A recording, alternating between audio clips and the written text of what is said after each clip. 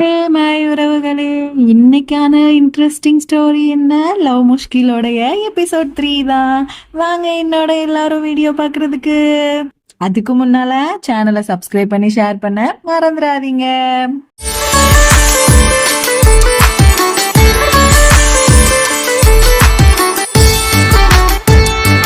இங்க என்ன காட்டுறாங்கன்னா நம்மளுடைய யுகியை தான். அவன் என்ன பண்றான்னா நம்மளுடைய கியாராவுடைய டேப் ஒன்று இருக்கும், அதாவது இந்த சிடி டேப் அந்த மாதிரி இருக்கும்ல பழைய காலத்துல, அதுல வந்துட்டு ஒரு பாட்டு கேட்டுட்டு இருக்கும். அதை போய் இவன் என்ன பண்றான், படபடன்னு அதுல உள்ள ரீல் எல்லாம் வந்துட்டு எடுத்து விட்டுறான். எதுக்கு இப்படி பண்றான்னே தெரியல. திடீர்னு நகல இப்படி பண்ணிடுறான். அவ வந்து வெளியில போயிருப்பா. அப்போ போயிட்டு வந்து பார்க்கும்போது அவளுடைய ட்ரெஸ் எல்லாமே செதறி கிடக்கும். அதுல வந்து இந்த டேப் எல்லாமே இந்த மாதிரி வெளியில வந்து ரீல்லாம் கிடக்குதே அப்படின்னு சொல்லிட்டு இவன் யோசிச்சுட்டு இருக்கவும், இவன் எங்க போயிருப்பான்னு யோசிச்சு பார்த்தா அவன் வந்து எங்க இருப்பான். வழக்கம் போல ஹீரோஸ் கோவப்பட்டா ஒயின் ஷாப் தான் போவாங்க. ஸோ அவனும் அங்கேதான் போயிருந்தான். அப்போ இவளுமே அவனை தேடிட்டு அங்கே போனோன்னு போகும்போது ஐயோ இந்த இடத்துக்குலாம் வரோமே அப்படின்ற மாதிரி நினைச்சிட்டே உள்ள போறா. ஒரு வழியா உள்ள போயிட்டு ஏன் இப்படிலாம் பண்றீங்க, எதுக்கு இப்படி வீட்டில் வந்துட்டு என்னோட டேப் எல்லாம் கிழிச்சு போட்டீங்க அப்படின்னோன்னா அதுல வந்து லதாவுடைய குரல் கேட்டுச்சு. நான் அதனாலதான் கிழிச்சேன். நீ வந்து லதா மாதிரியே தான் இருக்க. அப்போ அவளால தான் என்னுடைய வாழ்க்கை எல்லாமே சீரழிஞ்சு போச்சு. அப்போ அவ தான் நீ அப்படின்ற மாதிரி குடி போதையில என்னமோ வளர்றான். இவனுமே என்ன கிறுக்குமே பேசுறானேன்னு சொல்லிட்டு ஒரு மாதிரி அழுகுற மாதிரியே பார்த்துட்டு இருக்கா. உடனே வந்துட்டு நீயும் குடி செம்மையா இருக்கும் இதோடைய எஃபெக்ட் அப்படி இப்படின்னு சொன்னோன்னே இவளையுமே 2 கிளாஸ் குடிக்க வச்சிடறான். 2 கழுதைங்களும் போதையில வந்து வீடு முன்னால வந்து நின்றுட்டு ரொமான்ஸ்ன்ற பேர்ல என்னத்தையோ பண்ணிட்டு இருக்குங்க. அதுக்கப்புறம் ஒரு வழியா இவளுமே கொண்டுட்டு போய் பெட்ல போய் படுக்க வச்சிடறா. அவ வந்து படுக்கும்போது அங்கேயே இவளுக்குமே வந்து அப்படியே மயக்கத்துல என்னமோ உளறிட்டு அவன் கையை பிடிச்சிட்டு இவளுமே தூங்கிறா. காலையில தம்பிங்கெல்லாம் அண்ணன் ராத்திரி பூரா எங்க இருந்தாங்க அப்படின்னு சொல்லிட்டு பேசிட்டே ரூம்குள்ள வருவானுங்க. இவளும் அவனும் கையை பிடிச்சி இருக்கிறத அவனுங்க பார்த்துட்டு ஒரே அவனுங்களுக்கு ஷாக்காவும் இருக்கும் சிரிப்பாவும் இருக்கும் ஒரே நேரத்துல. 2 பேருமே முழிச்சிட்டு ஒவ்வொருத்தங்களையும் பார்த்து பார்த்து பயந்து இங்க ஆன்னு கத்திட்டு இருப்பாங்க. அந்நேரம் பார்த்து இவனுடைய அம்மாவனா அந்த மேரிமாவும் வந்துருவாங்க. அவங்க வந்தவொடனே ரொம்ப கடவுளே கடவுளே ரொம்ப ரொம்ப நன்றி, என் குழந்தைங்களை சேர்த்து வச்சுட்டு அப்படின்னு வேண்டவும் இவன் உடனே பெட்ல இருந்து கீழே குதிச்சு ஆமா ஆமா நீங்க நினைக்கிற மாதிரிலாம் ஒண்ணு நடக்கலாமா அப்படிமா. உடனே அதுக்கு வந்துட்டு இவளுமே போய் சொல்லாது தான் எல்லாத்தையும் பார்த்துட்டோமே அப்படின்னு சொன்னோன்னே சொல்றி அப்படின்னு அவனுமே வந்துட்டு நம்ம கியாராவை சொன்னோன்னு கியாராவுமே அப்பெல்லாம் ஒன்றும் இல்லை நான் வெளியில் போகிறேன் அப்படின்னு சொல்லிட்டு போவாளா. அவனுக்கும் அவளோட அம்மாவுக்கும் நடுவில் போவா. 2 பேரையுமே இடிச்சு அவனுடைய சட்டை மேலே போய், அதாவது அவனை போய் கட்டி பிடிக்கிற மாதிரி விழுந்துருவான். பட் அவளுடைய சட்டை மேலே வந்து இவளுடைய கம்மல் விழுந்துருக்கும். அதை யாருமே கவனிச்சிருக்க மாட்டாங்க. அதுக்கப்புறமா போய் சாப்பிடலாம் அப்படின்னு சொல்லிட்டு அந்த குட்டி தங்கச்சிக்கு வந்து ஓட்ஸ் பண்ணி கொடுத்துட்டு இருப்பாளா. அப்போ உடனே அவ கேட்பா, என்னக்கா எல்லாரும் சொல்ற மாதிரி எதுவும் ரீல் ஓட்டுறியா அப்படின்பா. நீ ரொம்ப உன் வயசுக்கு ஏற்ற பேச்ச மட்டும் பேசுன அப்படின்னு சொல்லிட்டு அவளை திட்டி விட்டு அங்கிருந்து அனுப்பிடுவா. நம்மளுடைய யுகி என்ன பண்ணிட்டு இருப்பான்னா என்னோட போய் கையில தொட்ட மாதிரி ரொம்ப சீன் போட்டு கையை வந்து கழுவி கழுவி மோந்து பார்த்துட்டு இருப்பா. ஏதோ ஸ்மெல் வருதானே, ஏன்னா பொம்பளை கையை தொட்டுட்டாராமா. நம்ம கியாராவோ இவனுடைய ரூமுக்கு வந்து அவன் இருக்கானா இல்லையான்னு பார்த்துட்டு அவளோட போன் எடுக்கிறதுக்காக வந்திருப்பா.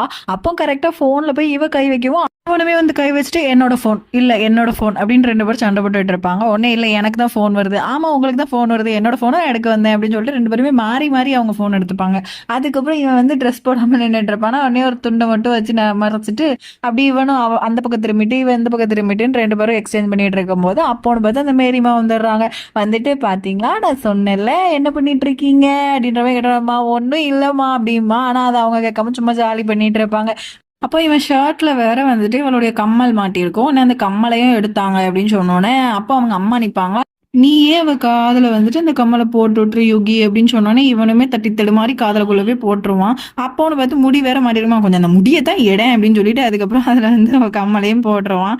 அவங்க அம்மாவுமே பார்த்துட்டு பொம்பளையோட கையை தொட்டது அப்படின்னு சொல்லி போட்டு கைகளை இருப்பாங்க. இவளுமே உடனே வெளியில போயிடுவா.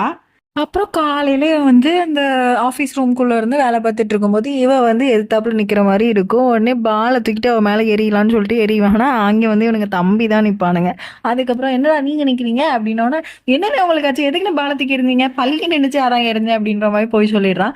இவனுங்க பார்த்தா இந்த வத்தல் அதெல்லாம் காய வைப்போம்லாம் மிளகாலாம் அதெல்லாம் கொண்டு வந்துட்டு சொன்னோன்னே யார் உங்களுக்கு இந்த வேலையை கொடுத்தது அப்படின்னோன்னா கியாராதான் அப்படின்னோட பக்கத்தில் வந்துட்டு தண்ணி ஒரு பக்கெட்டில் இருக்கும். அந்த தண்ணியை தூக்கி மூஞ்சில் ஊற்றிட்டு ஓஹோ அந்த எந்த அளவுக்கு வேலைக்காரனா ஆயிட்டீங்களோ அவளுக்கு அப்படின்ற மாதிரி திட்டி விட்டுருவான். இவனுங்களுமே அங்கிருந்து போயிடுவானுங்க குளிர்ல. அதுக்கப்புறம் இவளே வருவா. வந்துட்டு எதுக்கு இங்க நீ வந்த, முதல்ல நீ வெளியில போ அப்படின்னு சொல்லிட்டு சொல்லுவானா. உடனே அப்பெல்லாம் போக முடியாது அப்படின்ற மாதிரி சண்டை போட்டோன்னே, இப்ப நீ வெளியில போல அவ்வளவுதான் அப்படின்னு சொல்லிட்டு அவளுடைய மூக்கு எப்படி பிடிப்பான். உடனே இவ என்ன பண்றீங்க நீங்க, இது என்ன சின்ன பிள்ளைத்தனமா பண்ணிட்டு இருக்கீங்க அப்படின்னு சொன்னோன்னே, அப்ப நீ வெளியில போ அப்படின்னு சொன்னோன்னே இவ என்ன பண்ணுவா, படார்னு அவன் மேல வந்து ரொம்ப கோபமா வந்துட்டு, எப்படி நீங்க இப்படி பண்ணலாம், எப்படி நீங்க இப்படி பண்ணலாம்னு சொல்லி படார்னு அந்த சேர்ல உட்கார வச்சிருவா.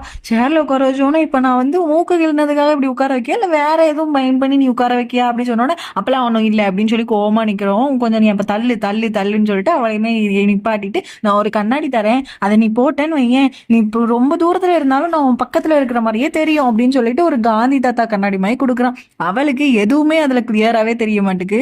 அப்ப கிளியரா தெரியலையோ அப்படின்னு கேட்பான். இல்ல இல்ல கிளியரா தான் தெரியுதுன்னு சும்மா கட்டின்னு சொல்லிட்டு உடனே போய் விழுற மாதிரி போயிடுவா. உடனே அப்பவுமே வந்து பிடிச்சுப்பான். அதுக்கப்புறமா வந்துட்டு அப்படி இப்படின்னு தட்டி தடுமாறி இவளுமே வெளியில போயிடுவா ஒரு வழியா. அப்புறம் வேலை பார்த்துக்கிட்டு இருக்கும்போது ஒரு கால் தான் வருது. எங்க இருந்துன்னு பார்த்தா ஏதோ ஒரு டப்பாக்குள்ள இருந்து, இந்த பெரிய நகையெல்லாம் பூட்டி வச்சு புதையல் டப்பா மாதிரி இருக்குமா, அதுக்குள்ள இருந்து வருது. யாருடா அப்படின்னு பார்த்தா, அதாவது அந்த லதா வந்து போன் போடுற போன் தாங்க இது. இவனோட சின்ன வயசுல லதாட்ட போன் பேசும்போது வச்சிருக்க போன் தான். அதுல இருந்து ஒரு காலிங் வருது. இதுல இருந்து எப்படி வருது அப்படின்னு பார்த்தா லதா நம்பர்ல இருந்து தான் வருது. உடனே இவனும் எடுத்து காதுல வைக்கான். அந்த பக்கம் இருந்து பேசுறது யாருன்னா நம்மளோட கியாரா தான்.